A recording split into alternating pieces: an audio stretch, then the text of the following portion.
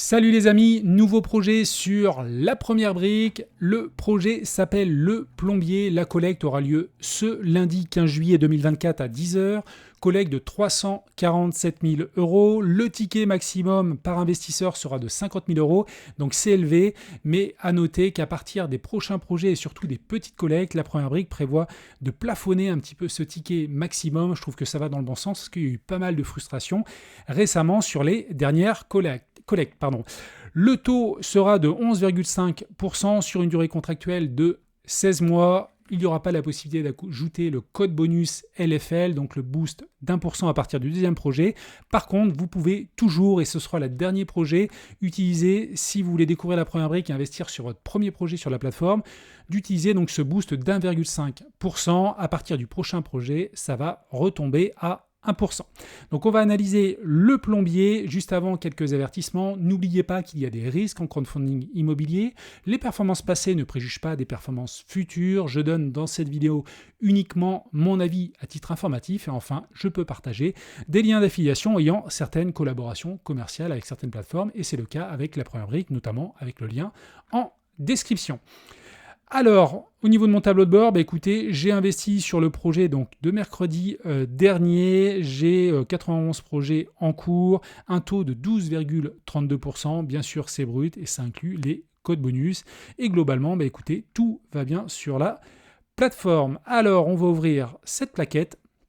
Projet, vous allez voir, intéressant avec pas mal de travaux. Donc, le plombier se situe à Montois-la-Montagne, près de Metz. Bien sûr, si vous connaissez l'endroit, n'hésitez pas à nous faire vos retours en dessous, en commentaire ou également sur mon groupe Telegram. Donc on est dans le département de la Moselle. Le projet consiste en l'achat d'une maison d'habitation assez grande, de 319 mètres carrés sur un terrain de 963 mètres carrés. Dans le but donc de diviser en 3 lots des travaux de gros, alors ça c'est important, il n'y a pas que du second œuvre, il y aura également du gros œuvre, seront entrepris pour diviser le bien en 3 appartements de 95 à 117 mètres carrés. Donc belle surface pour des appartements. La marge est de 29%, donc ça c'est top. On verra le prix de sortie justement pour voir si justement il y a besoin de baisser un petit peu cette marge si on est dans la fourchette haute. Donc 2 frères qui en fait portent ce projet-là de 30 et 31 ans. Ils ont pas mal d'expérience donc dans les travaux, notamment dans la partie couverture et zinguerie, et ils se lancent en fait depuis peu dans le métier de marchand de biens et ils vont être accompagné en fait par un proche qui est un ancien de marchand de biens, donc ça c'est bien pour une certaine continuité, une supervision du projet. Alors, vis-à-vis des garanties, caution personnelle, hypothèque de premier rang assez faible, couvrant 63% du financement à l'achat.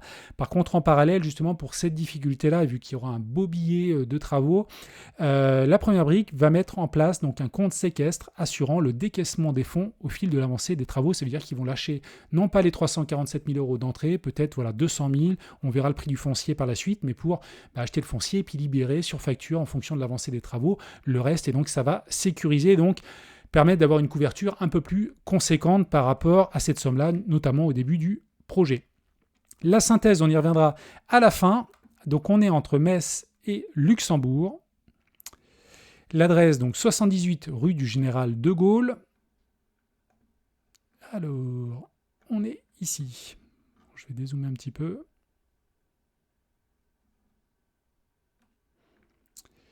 Ça met un petit peu de temps pour s'afficher. Donc là, on a Nancy, on a Metz, Thionville, Luxembourg. Bon, c'est une petite commune, on verra la population après. Alors, on est sur cette maison-là, qui est ici, avec tout un terrain derrière, qui vient, je crois, jusque-là. On verra l'emprise cadastrale tout à l'heure. Dans la rue, voilà la maison. Donc, on a ici un garage, une porte d'entrée. Donc, on a un niveau 1. On a un premier étage et on a également, vous le verrez, donc un deuxième étage. Donc bien entendu, au niveau des petites fenêtres, ici, il y a très peu d'espace sous le plafond rampant, mais il y aura une surface donc à créer et vous allez voir ça juste après.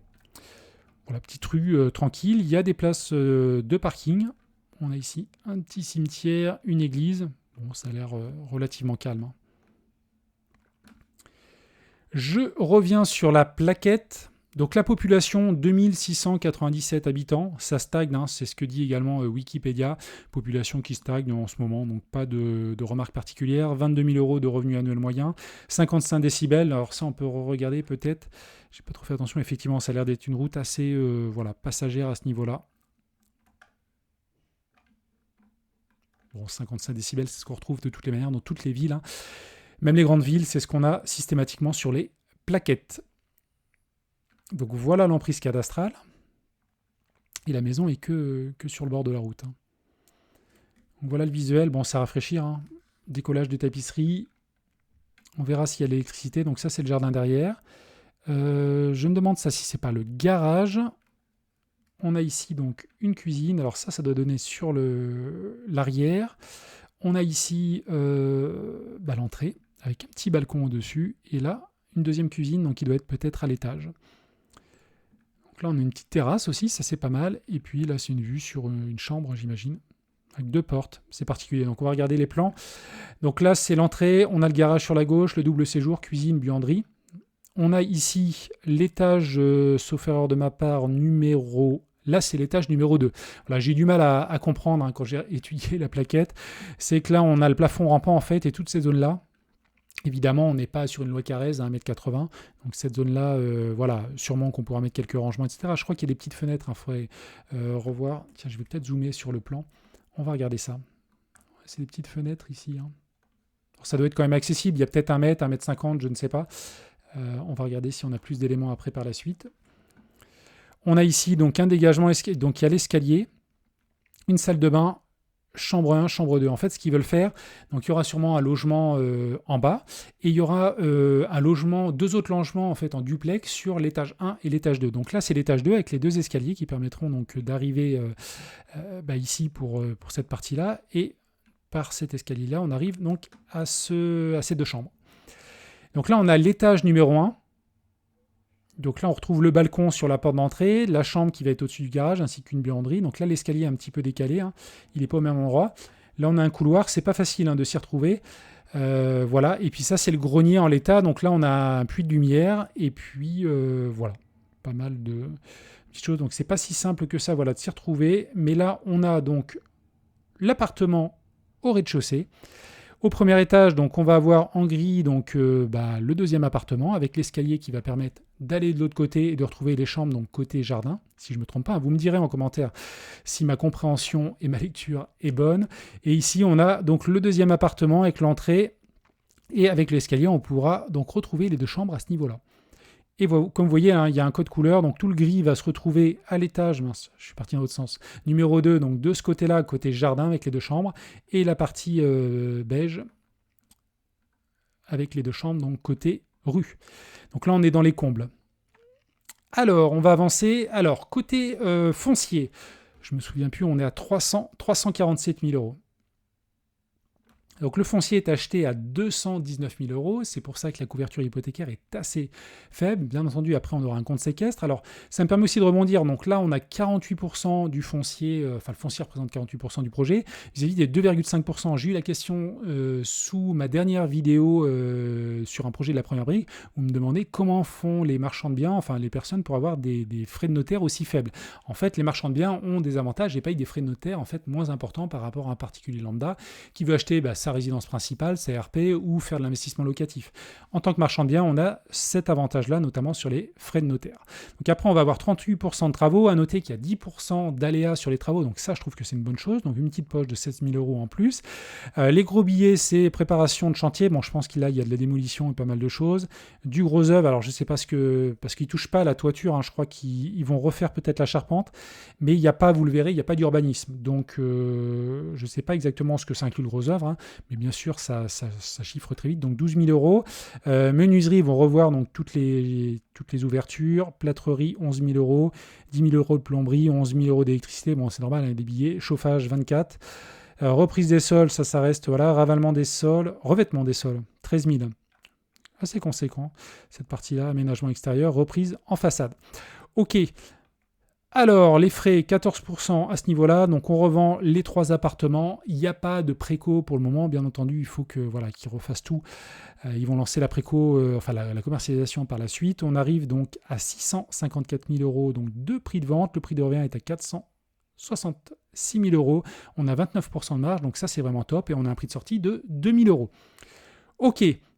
Donc le foncier, on en a parlé, les travaux, pas de souci, si ce n'est que c'est l'intégralité des travaux seront réalisés par l'entreprise générale du père des porteurs de projet. Et le père donc doit être également marchand de biens, donc c'est assez intéressant et ça voilà, c'est une garantie un petit peu, je trouve, supplémentaire, d'autant que les 2 frères sont également dans le métier du bâtiment, même si voilà, ils sont plus côté charpente, zinguerie, il y a quand même une expérience et ça, je trouve que c'est un point positif pour les travaux.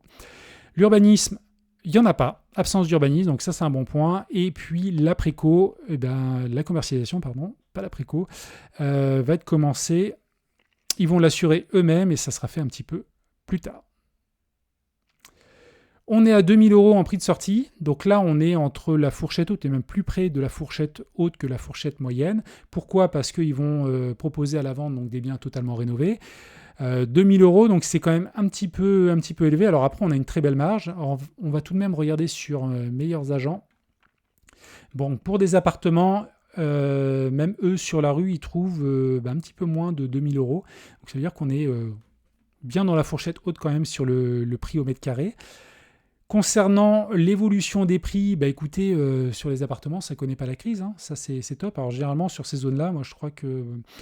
Souvent, quand j'analyse des projets voilà, dans cette zone-là, l'Est de la France, il y a quand même de belles chutes. Donc là, c'est top pour l'appartement. Par contre, vous allez voir, voilà, côté maison, là, ça a connu la crise. Donc ça montre également qu'il y a une demande côté appartement voilà, dans cette zone. Et sûrement, il manque des appartements. Et ça, c'est un point positif derrière pour arriver à vendre les biens. Donc, prix de sortie quand même assez élevé. Mais on a une marge, comme je vous l'ai dit tout à l'heure, de 29% qui permet, voilà, même en divisant par 2, il y aurait voilà, un prix de sortie dans la fourchette haute avec une marge de entre 10 et 15%. Là, c'est risqué. Quand on a une marge de 10-15% avec derrière un prix de sortie qui est dans le prix moyen du marché, ça aussi, ou un petit peu au-dessus avec un bien rénové, c'est OK. Là, on est en fourchette haute avec une marge conséquente, donc pour moi, c'est OK également. On va descendre, donc les porteurs de projets se lancent, leur boîte est toute récente, ils viennent de la créer donc en 2024. On a notre hypothèque de premier rang à 63%, et donc ils vont décaisser les fonds. Ça c'est un point important, une sécurité pour nous investisseurs, et ça c'est important vu la situation actuelle un petit peu du crowdfunding immobilier et les difficultés qu'ont les différents marchands de biens et même promoteurs, d'avoir cette sécurité de décaisser les fonds pas à pas et s'assurer que les porteurs fassent les choses correctement, l'achat du bien, le gros œuvre probablement, et puis petit à petit, voilà, déclencher toutes les tranches des travaux. Le financement, 26% d'apport, c'est pas mal. Bon, bien sûr, ça inclut les intérêts, mais derrière, écoutez, c'est pas mal. Hein. On a déjà vu des projets avec beaucoup moins. 26%, on est tout à fait correct vis-à-vis de l'apport et c'est une bonne chose. On va terminer donc l'analyse de ce projet-là sur la synthèse de la première brique. On va voir ce qu'ils ont dit. Alors, stratégie de revente cohérente. Alors, c'est cohérent en lien avec la marge, j'ai envie de dire. On est quand même un petit peu haut. Je trouve, voilà, on aurait été à 1009, ça aurait été peut-être un petit peu plus cohérent vis-à-vis de la rue. Vous avez vu, si on regarde le prix au mètre carré sur la ville, comme le fait la première brique, ou dans la rue, il y a un petit écart, mais après, avec la marge, pour moi, on est vraiment confortable sur ce point-là. La couverture hypothécaire de 63%, donc mise en place surtout d'un compte pour le décaissement au fil de l'avancement des travaux, donc ça, c'est top. On sécurise, expérience des porteurs de projets, effectivement, donc ils sont dans l'artisanat, et puis en plus ils ont leur père qui a une société donc pour faire les travaux, maîtrise du coût des travaux via l'entreprise familiale, donc ça c'est effectivement c'est des points positifs. Point faible, donc les porteurs de projets sont débutants. Accompagnement, alors a priori, même la première brique précise généralement quand ils ont fait d'autres projets, je ne l'ai pas vu dans la description, donc ça veut dire que c'est vraiment leur premier projet, mais ils sont accompagnés donc par un proche, a priori leur père, si j'ai bien compris, qui était professionnel, alors je ne suis même pas sûr que ce soit vraiment leur père, mais il y a quelqu'un dans l'environnement proche qui a une certaine expérience et qui va donc pouvoir les accompagner. Et puis l'absence de préco, donc marge suffisamment importante, et ça je suis tout à fait d'accord, ils pourront baisser la marge. Après ça dépend un petit peu des stratégies des porteurs, souvent il y en a certains qui vont chercher à grossir la marge au départ et essayer de vendre au maximum, quitte à baisser derrière le prix. Il y en a d'autres qui vont vouloir vendre très vite et vendre directement au prix moyen du marché, voire même fourchette basse quand il y a beaucoup de rénovations. Donc ça dépend un petit peu des stratégies. Donc là, je pense qu'ils veulent essayer de le vendre au mieux. Et je pense que le marché est aussi assez porteur vis-à-vis, voilà, on a vu sur Meilleur Agent, le marché ne connaît pas la crise. Côté appartement, hein, j'entends. Côté maison, c'est un petit peu plus compliqué. Donc voilà globalement ce que je pouvais dire sur ce projet. N'hésitez pas à me dire ce que vous en pensez en description. Si vous avez regardé la vidéo jusqu'à maintenant, mettez-moi donc Metz pour la ville. Et puis, écoutez, je vous dis à une prochaine et n'oubliez pas, rejoignez-nous sur le canal Telegram pour continuer la discussion. Allez, à bientôt et bonnes vacances d'ailleurs pour ceux qui sont déjà en vacances. Ciao.